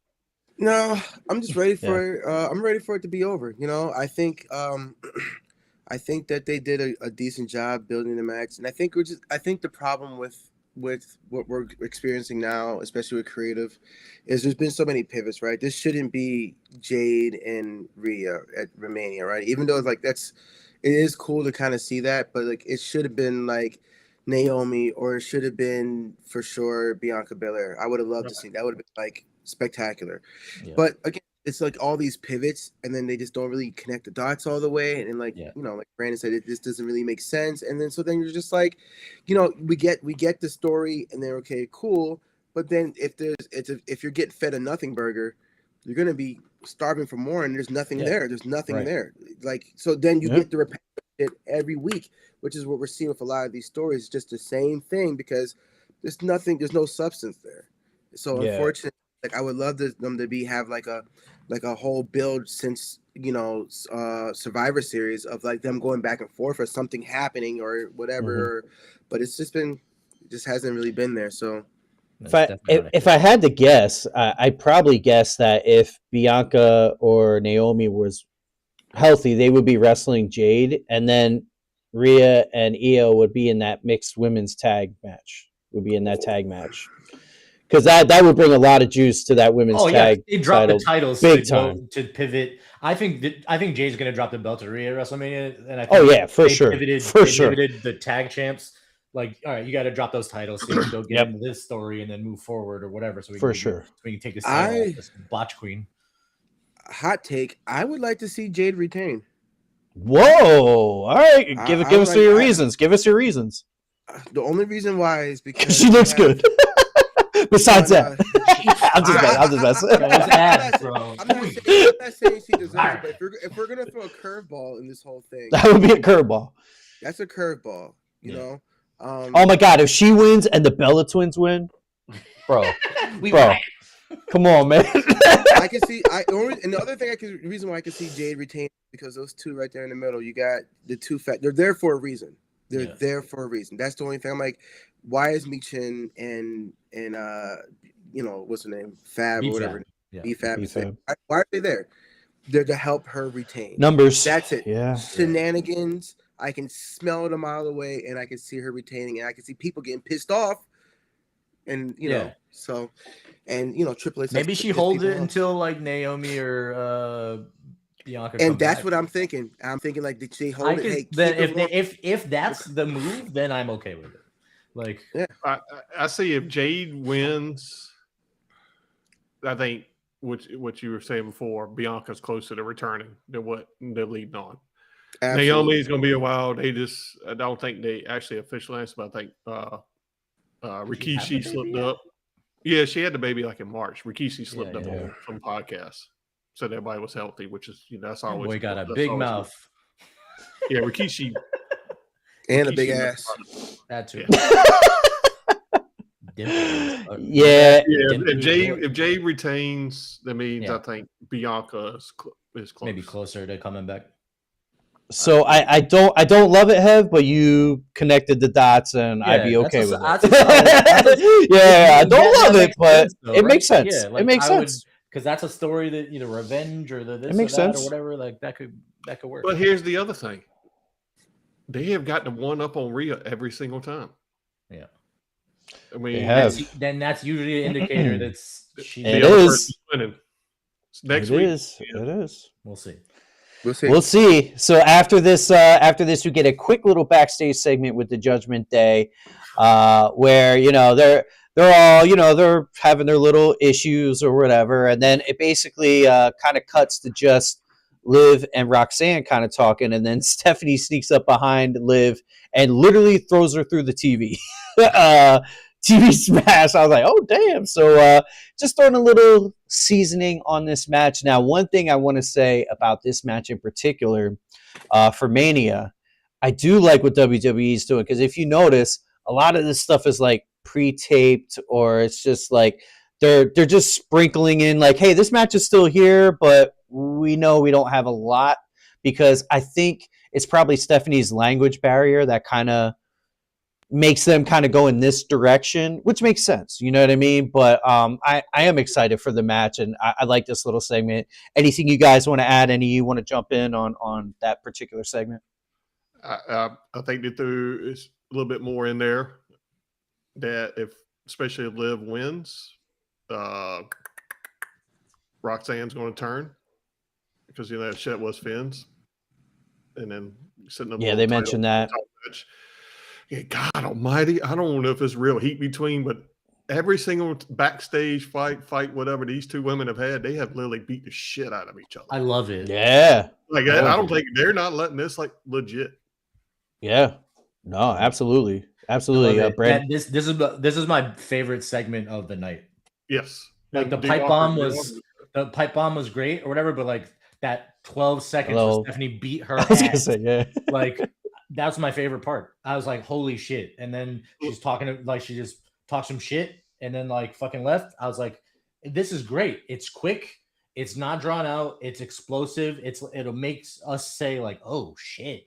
When she like fucking hit her and like when they did like threw her into the sign and then fucking suplexed her or whatever, like on her back and like the back, like gorilla.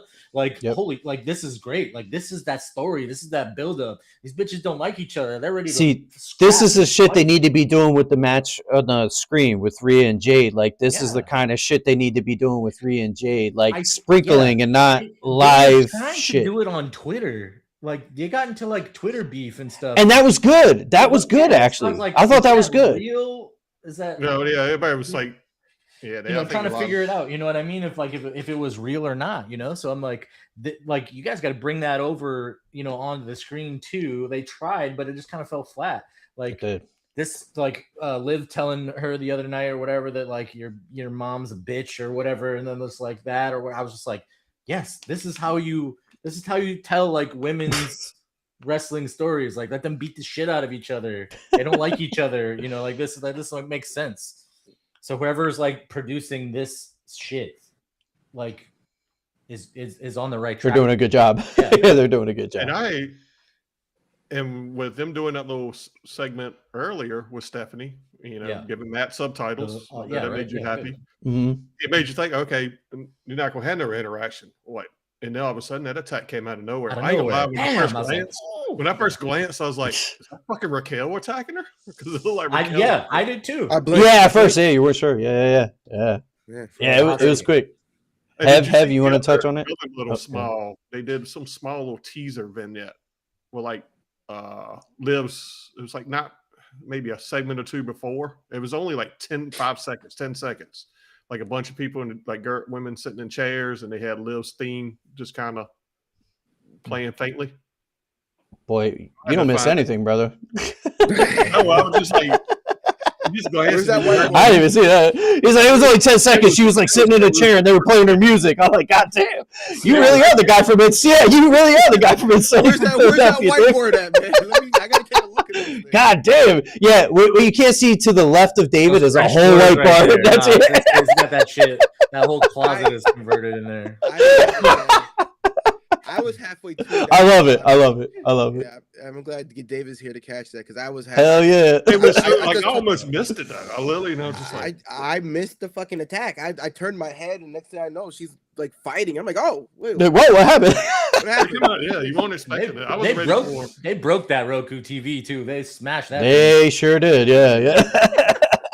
One thing like Stephanie related that happens later that just I enjoyed was that when Triple H came out for the contract signing, there was that little girl that was in like this Stephanie Vicaire like cosplay, and like he made it a point to like go over there, and he was like shaking hands and doing stuff, and like he grabbed her horns and like give her a little pat on the head kind of. But then he also brought like he made sure Stu, I assume like or whatever on the camera was like, here, come see this like this little girl or whatever. She was awesome. Like so, I appreciated that from him.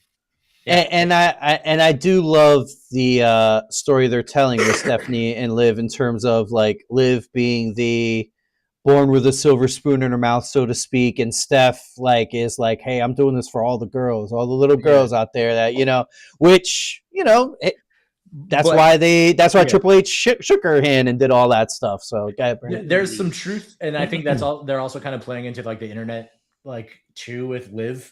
Is because like she is like Tripp's like go-to girl, like Royal Rumble winner, like this, that, or whatever, like all her accolades, Night of Champions, like this, that, all the Saudi Arabia shit. Like she is like his like go-to girl. Rhea's the most over and the biggest star, but Liv is the workhorse. Like Liv is the one that like gets the she's on TV all the time. Job done. You know what I mean? Yeah. Yep. She's on the TV all the time. Holy cow. It happened so quick. I'm just looking at the damn replay between Liv when Liv got pushed into Roxanne. Their heads fucking collided. Clank. Like, yeah, I mean, that was just not. Yeah, man, it's getting physical. It's getting physical. So our final segment of the night is our contract signing, and we know how contract signings go. So we have our contract signing for Brock Lesnar, Obafemi. Brock comes out first with a little Paul Heyman introduction, of course. Then Obafemi makes his entrance. And then actually, no, it was before Obafemi's entrance. David and I caught it. I don't know if you guys caught it, but they put up the credits before Oba even came out. And I was like, whoa, what's going on? Are we not going to see the contract sign? What the hell's going on? Like a full so had to be a botch. Had to be a botch because then it wasn't for another full 5 minutes or so. That, though. Like they have. Yeah, I feel like it was just an odd spot. I just feel like they like since the pandemic, I've actually started working in like video production like stuff. I feel like that was a chance for them to slate what they needed to without stepping on the action that was going to happen. Yeah. Because there wasn't because it ended in chaos. Like it wasn't done. Like it just like ended. So like that moment where it's a low, let's slate the lower third or whatever, make it happen. And then like they're not stepping on in any action or like the text of their names isn't like, obstructing like a guy getting fucking thrown like he did like a couple weeks ago. Or And whatever. It was pretty. You know what I mean?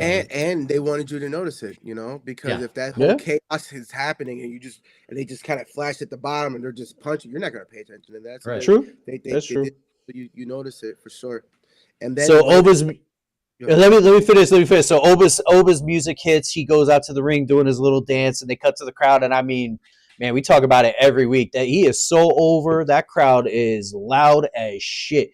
I don't know what was louder, Oba or Seth Rollins when he finally came back and everyone was singing. Like, Oba is so over. And then Oba gets up on the apron, But and did before you he can notice even get, go ahead. before he even got in the apron, did you know he did he mocked Brock? Yeah, he did his little Yeah. funky tonk thing or whatever. Yeah, it's I little dance. love that shit. Brock actually smiled at him.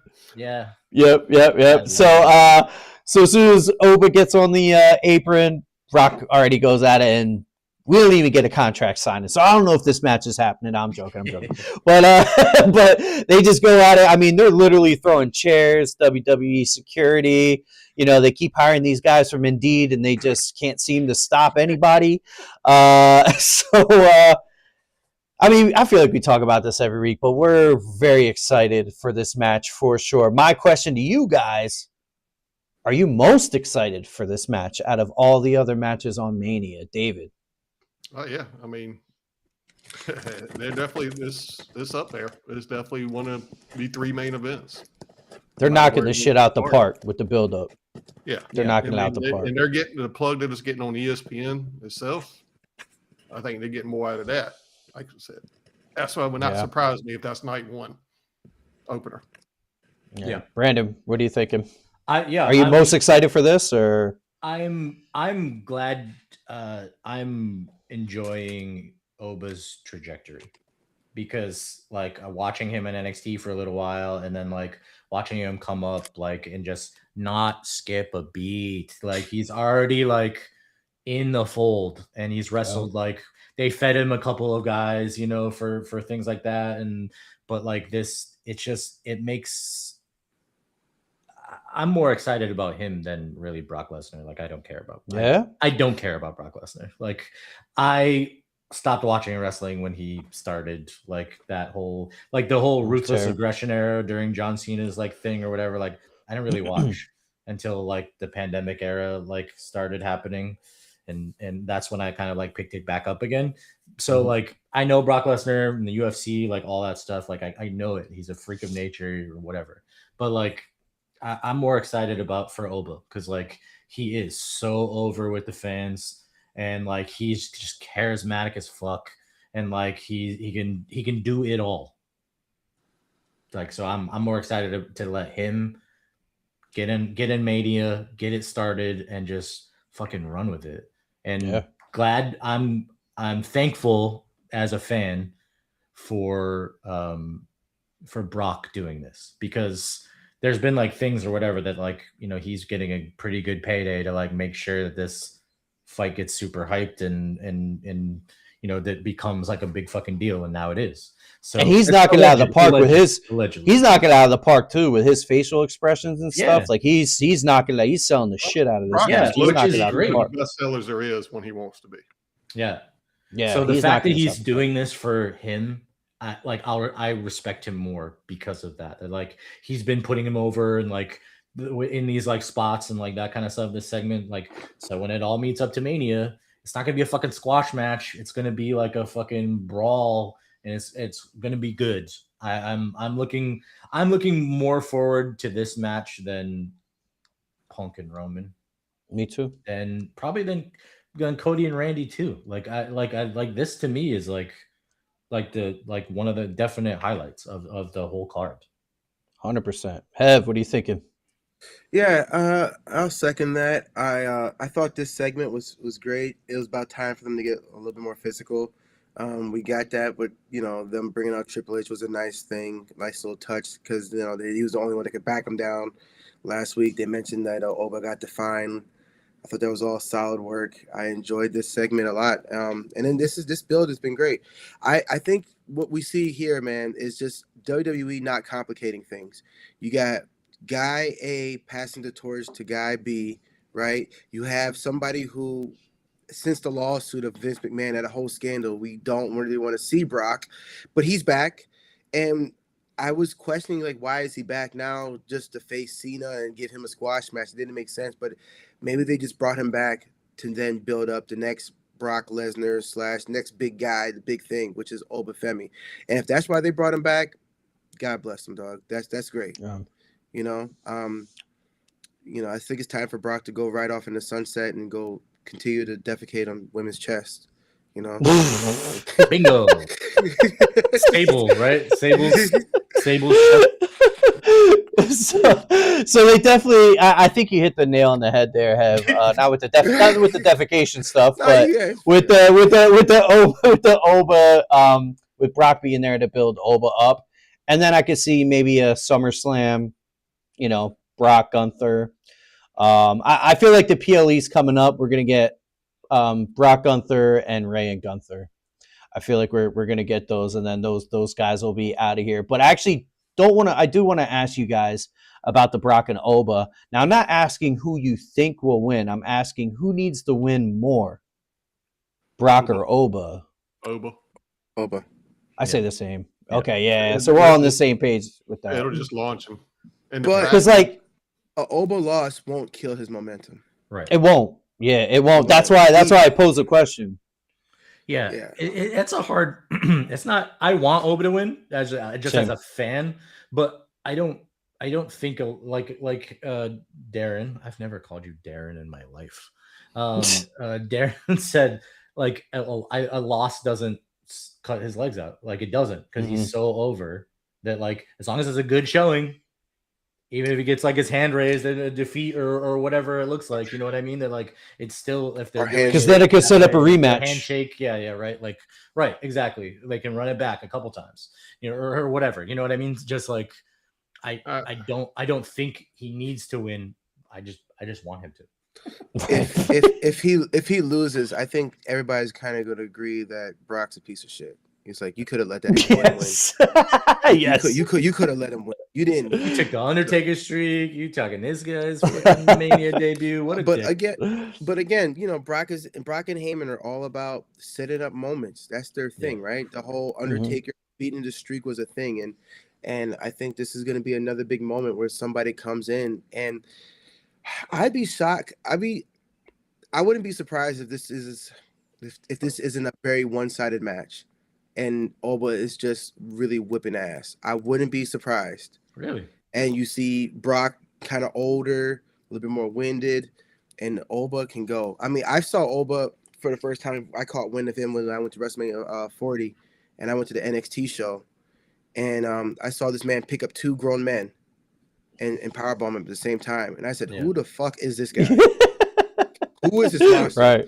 And ever since then, I've just been keeping a very close eye on him. So the fact that he came over, they didn't change anything about his character. He still has that goofy walk that's now really over. Now I'm hyped just seeing him do the walk, and they kept everything. They made the presentation a thing, even when he pops up in that silence, that like 5 to 10 seconds of silence, and then that bang, and he just comes out. Like they've done a masterclass on building this guy, and if they drop the ball just because no pause, his package is tight.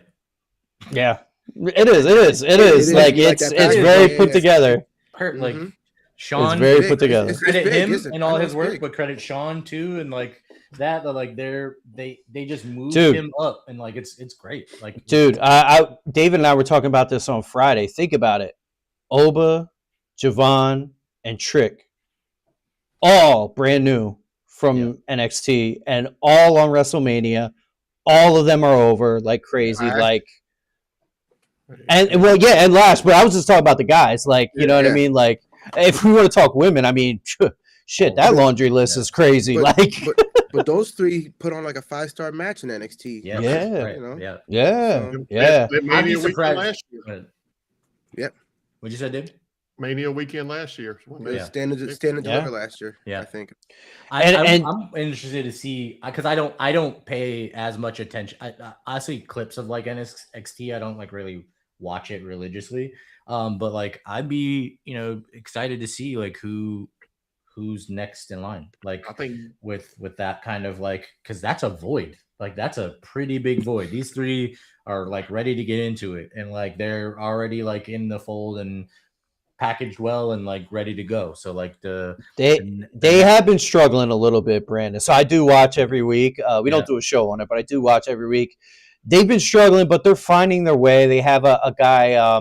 He's kind of the new Obafemi, I could say, is Keanu Carver is his name. Really big jack dude, and just a mean, like he even gets into it with Booker T and stuff. So they have a couple guys, but honestly, it's the women's division that's loaded over there too, and the women's division's already loaded over at WWE. So they have quite the log jam there of WWE talent for the female side. Like guys are struggling a little bit, but you know they're killing it at WWE. Obviously, they know what they're doing at NXT. They're building these guys up and girls too, and just completely crushing it. Jasper Troy too. Yeah, that's another good point. Jasper He's Troy, another big guy too. In LFG or whatever. And like the crazy thing is, there's certain guys that I'll watch. Like on AAA and stuff that are from Evolve, which is like the next one down from NXT. There's this guy. If you have a chance after we hang up here tonight, go on YouTube and look up Jack Cartwheel. This guy is nuts. all he does is cartwheels, and like he'll do a cartwheel on the top rope. Like it's the craziest shit you've ever seen. And he's below NXT. So it's like they got a lot of talent coming up. So despite what Pat McAfee says, I don't know, the talent seems to be pretty good coming up. So it's not, my biggest thing is it's not the talent, it's the creative. You know what I mean? It's like it's gotta make sense. You know what I mean? Yeah. And one thing I kind of want to talk to you guys about, going back to that Pat McAfee promo on Friday and that whole sequence.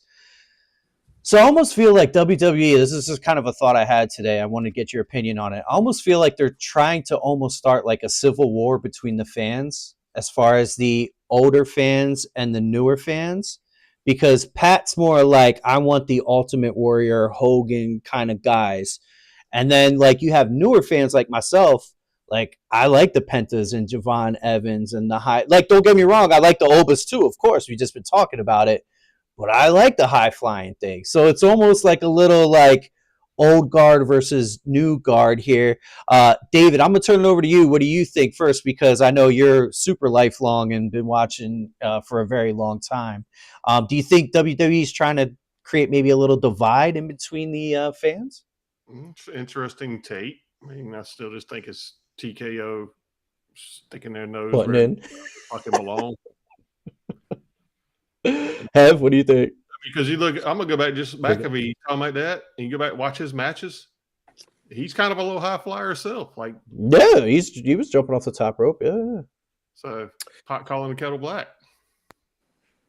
What did you say about black? I'm joking. I second that. I don't know. That is a little bit of a stretch. I don't know if they're creating a civil war between old and new fans, but I mean, there's guys who've been watching like myself. I enjoy a lot of the new stuff. You know what and going back to what Brandon said, I just enjoy good storytelling, and that's what separates WWE from like AEW. AEW may have your 5-star matches and all this sort of stuff, but then there's like no real build up. There's no real character development. There's no reason why. And so then you have these phenomenal matches, and like I'm just not emotionally invested. I'm just like, oh, that was a cool move, or geez, they did that spot. That's fucking disgusting. Jesus, or whatever it is, right? Whereas like WWE, you can have something simple as CM Punk wanting to kill Drew McIntyre over a plastic bracelet, and I'm in. I'm like, somebody hit somebody, get that bracelet back. Like fuck yeah. So it's all storytelling. So. Yeah, I'm new guys, old guys. I just want good stories. Yeah, Brandon. Yeah, I feel like I wouldn't say like I would respectfully disagree on the Civil War thing. I think the older fans have a louder, stronger reaction to the veterans. Mm-hmm. Like, obviously, like CM Punk, like Randy Orton, that kind of stuff. So like they're just naturally over no matter what, because they've been around forever, you know, for that, like their days are numbered and they know it.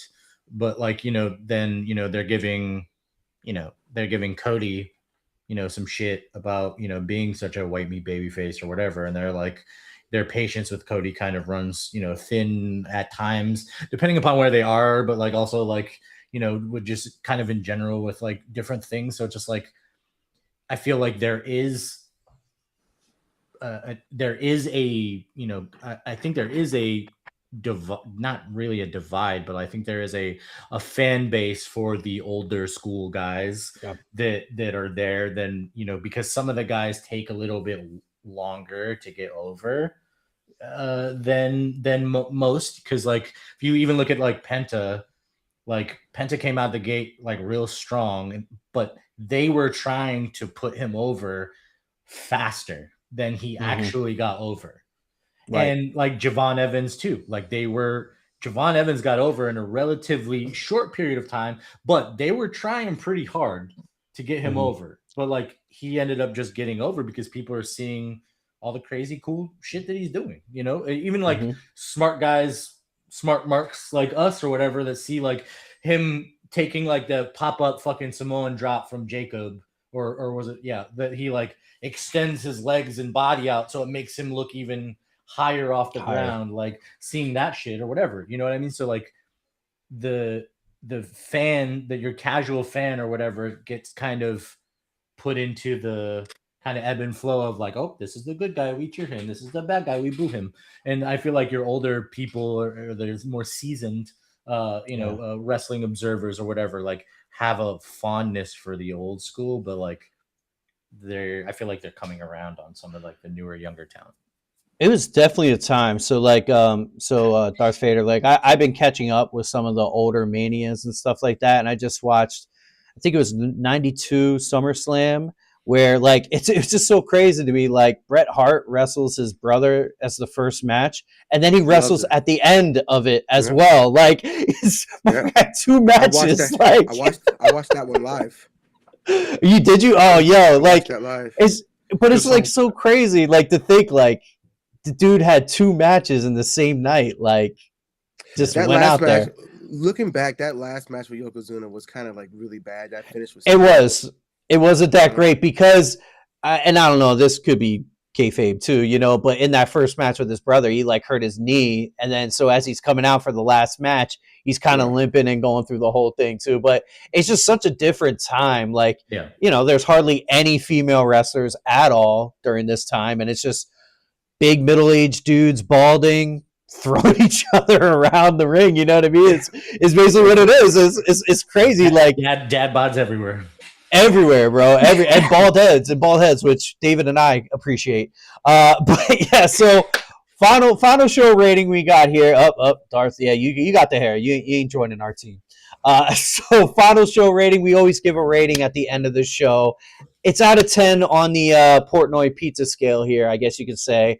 I'm gonna give it a 7.3, a little above average, but you know, not the greatest show in the world. David, what are you gonna give it there? We're close. I'm at a 7.8 tonight.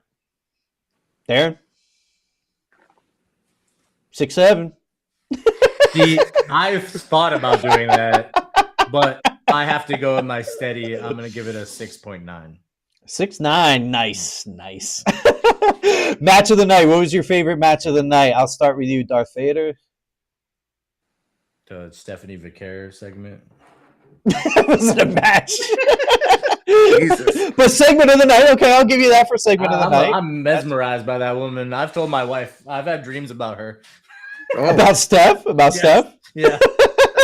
You wanna get in the devil's kiss? That's what you're. I appreciate the comment. How much is that at a meet and greet? Well, yeah. Fader's like 20K, no problem. Yeah. Like done. My firstborn daughter right here. Yeah. No, never. Brandon, Jared and I were talking last week, and he bought up her new black ring attire last week, and I was like, yeah, I definitely would not have mind being a referee for that match.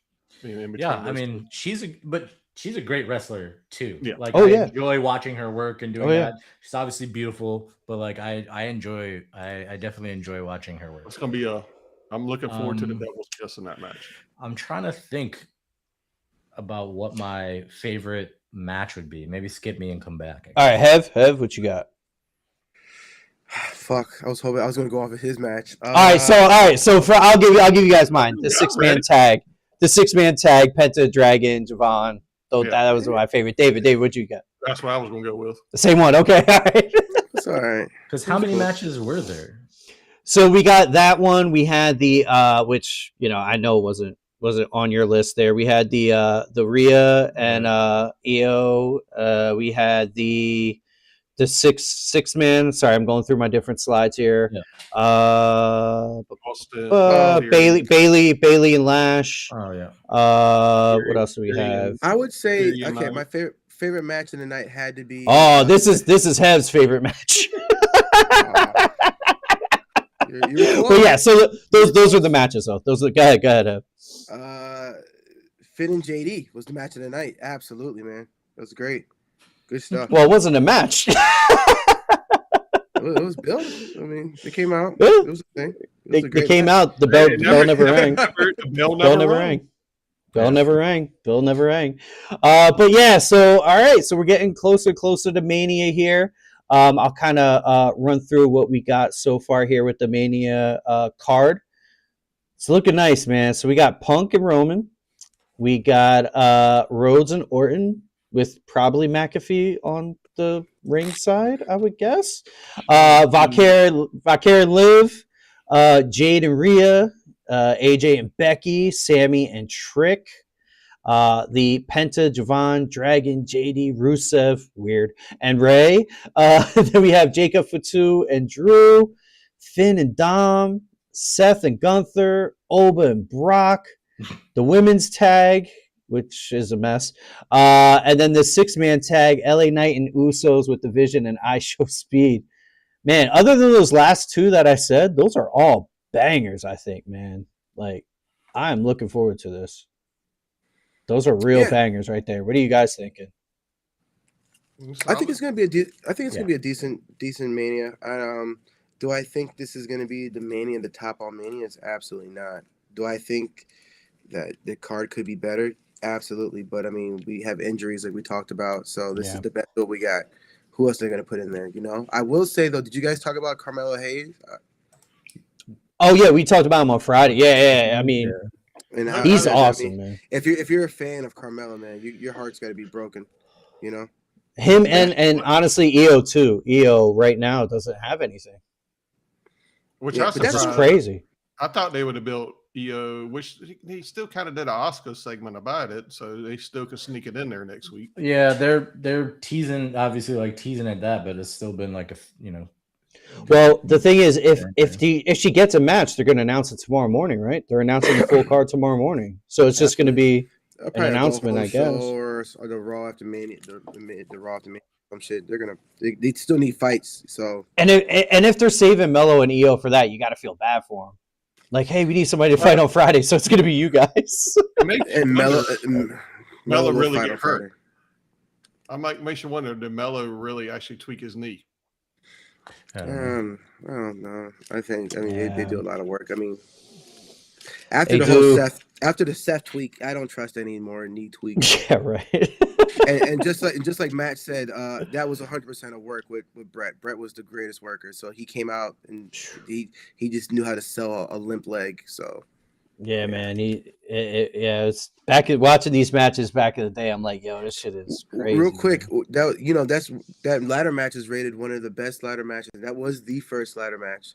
On that card. I don't know if what were your thoughts on that? Dude, so it was my thoughts on it with it being the first ladder match.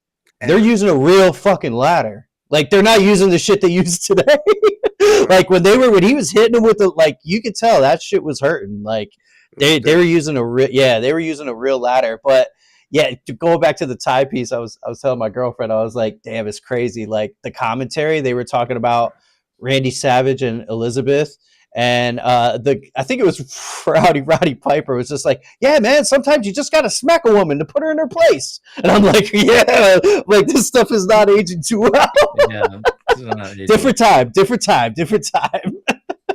But yeah, any final thoughts? Any final thoughts on tonight's show before we hang up here, guys? Go look at the messages of some of the clips. Like Brock actually, when it went off the air, picked the steel steps up and threw it in the damn ring, like over the ropes. Oh, did he? Yeah, I'm sure there's gonna be a lot of footage, a lot of cell phone footage. Once we get off, I'll get on TikTok or Instagram. Oh yeah, we'll see all of it. I threw 3 in our chat.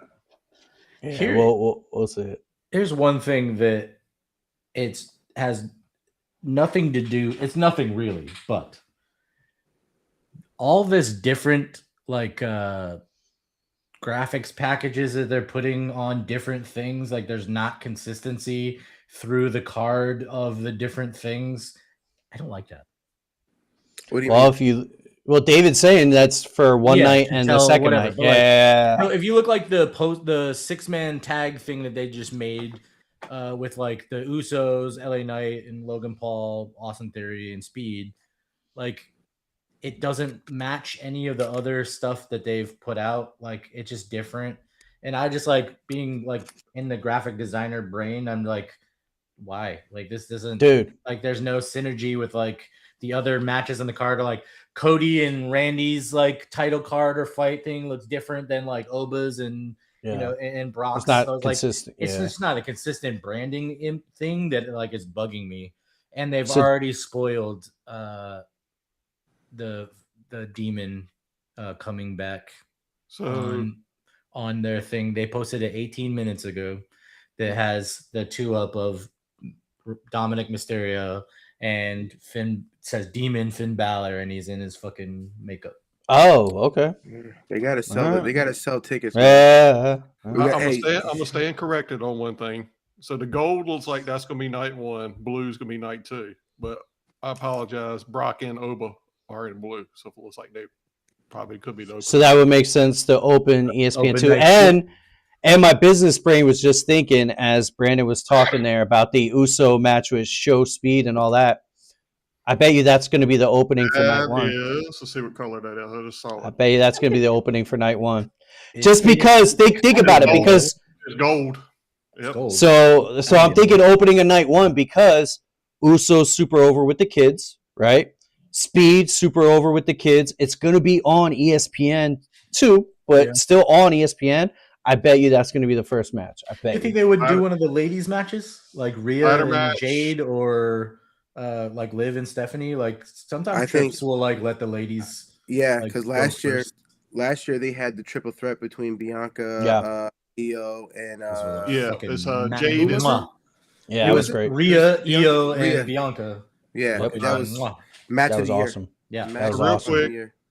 Quick, blue. This. So what we're saying, that's night 2, blue. That's what you're saying. That's what it's looking. That's the ladder match. Let me pull up my book too. Hold on. Hold on. You got your pencil? You got your pencil? Yeah, 6-man is gold. Gold. Everybody taking notes in the chat? All right. Carry the 1. I gotta keep up. All right, we're good. I don't have a whiteboard, so I got the book here. The only reason we're going is just off the 2 main events. So yeah. Well, I guess we'll find out tomorrow morning, right? We'll find out tomorrow morning. So, all right, boys. So that's gonna do it for this show. Awesome show. Thank you so much for joining. Really appreciate you, David, Darren, Brandon. Brandon's debut, man. Appreciate you coming through, man. Yeah, absolutely. So once again, please like, subscribe, comment. It really helps the algorithms on YouTube and all that kind of stuff. Really trying to push this and just get in front of more people. Shout out to D Walker, always in the chat, always coming through. Appreciate you, brother. And until Friday, we'll be back. What's that, David? No, I was just saying yes, sir, to D Walker. Hopefully he makes an appearance. It won't be I was gonna say D Walker will be live at WrestleMania, so maybe. He said he might miss this week. Is anybody here going to Mania? No. I am not. D Walker is. D If I Walker win, like, in a the chat. sweepstakes or something where I don't have to pay for it. So unfortunately, I have an event night 2, so I'll only be able to watch night 1. But Yeah, David can do. But David, you're working night 1, but off night 2, right? So yeah, David will be hosting night 2. I'll be hosting night 1 over here. So we'll figure out everyone's schedules. But thank you guys so much. Appreciate you. Like I said, like, comment, subscribe, all that kind of good stuff. And until Friday, we will see you.